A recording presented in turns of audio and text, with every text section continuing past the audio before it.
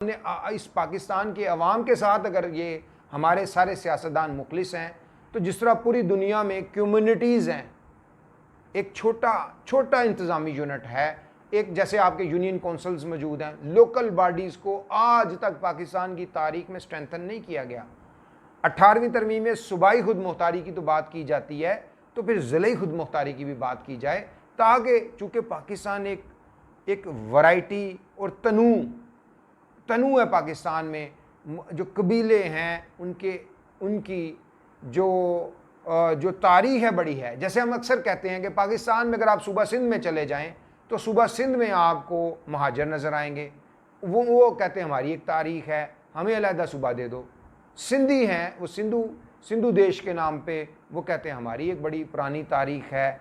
Yes, इसमें तो कोई शक नहीं कि सिंध की धरती पुरानी है मंजोदड़ों की वजह से और हड़प्पन सिविलाइजेशन की वजह से, लेकिन अब तो पाकिस्तान का यूनिट बन गए ना। अब आप बलूचिस्तान की तरफ आ जाएं, वहाँ पे आपको बरोही मिलेंगे और पश्तून मिलेंगे।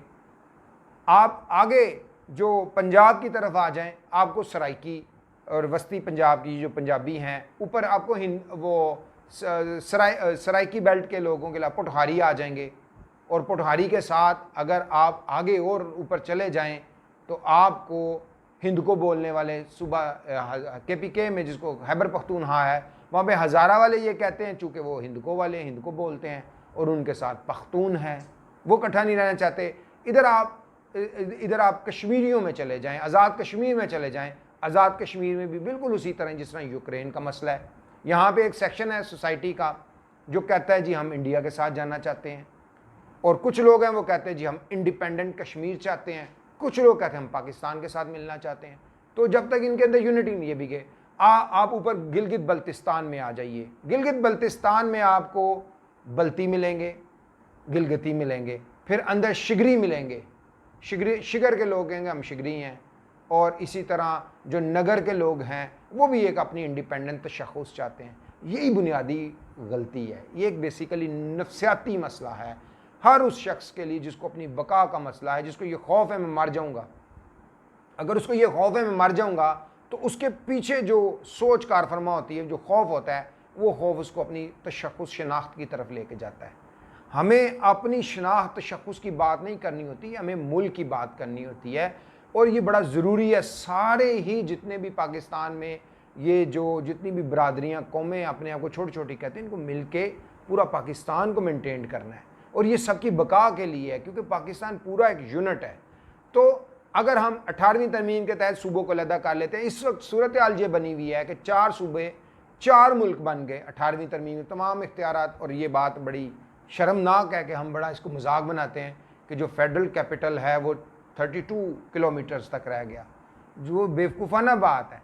अगर फेडरेटिंग यूनिट्स अगर हमारे कॉन्स्टिट्यूशन में मौजूद हैं तो फिर फेडरल की बात मानी जानी चाहिए। आप इसी बात को नीचे ले आइए।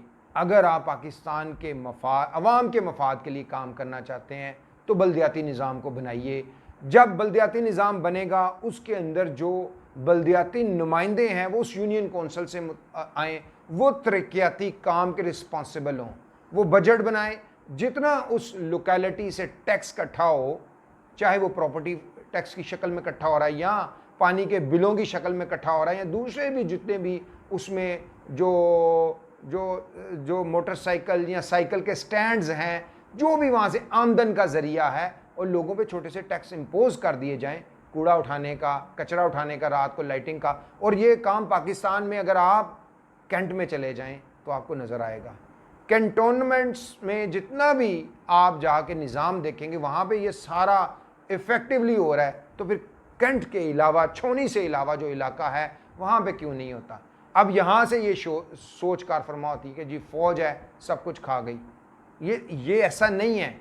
फ़र्क सिर्फ ये है कि फ़ौज जो है इनकी एक हदूद है, वो कुछ काम नहीं करना चाहते, उनका माइंडसेट नहीं है।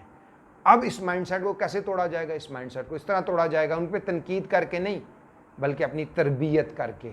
अपने आप को भी इस तरह करें, जवाबदेह करें ना। वहाँ पे सिर्फ एक है, वहाँ पे बड़ा छोटा असूल है, आप भी अपना लीजिए। वहाँ पे जिस बंदे को भी जिम्मेदारी दी जाती है उसको साथ इख्तियार भी दे दिया जाता है। जिम्मेदारी के साथ इख्तियार जुड़ा हुआ है, और वो भी नज़्म व ज़ब्त के साथ। नज़्म ज़बान में डिसिप्लिन है। ये नहीं है कि शितर बे महारा उसकी जवाबदेही ली जाती है। उसे ये नहीं कहा जाता कि मेरे भाई आपने ये काम किया है, तो वो कहे जी मैंने नहीं किया, और उसको रोक उसको नोट किया जाता है, उसको वार्न किया जाता है, उसको कच्ची वार्निंग, फिर एक पक्की वार्निंग देने के बाद LOT लेटर ऑफ थैंक्स दे दिया जाता है। सिविल में ये काम नहीं है। सिविल में ये बड़ी बदकिस्मती है, इख्तियार नहीं दिया जाता, जिम्मेदारी दे दी जाती है।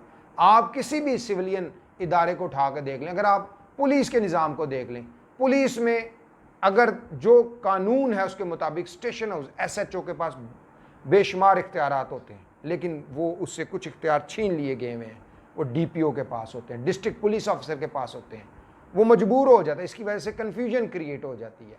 आप अपने लोगों पे इत्मीनान कीजिए।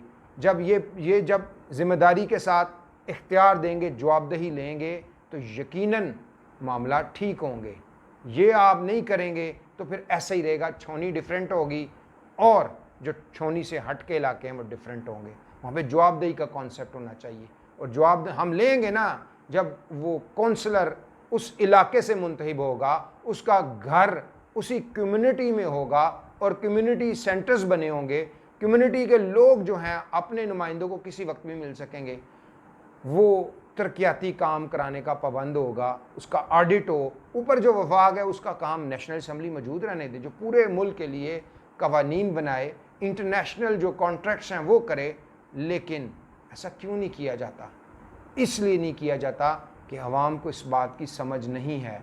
अवाम सियासी तकसीम का शिकार है, और ये सियासी तकसीम हमागीर है।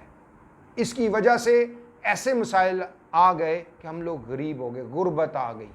और दूसरा, इस बात को भी समझें कि जिस मुल्क में भी गैर पैदावारी मैशत होगी वो जल्द या बदेर ख़त्म हो जाएगा।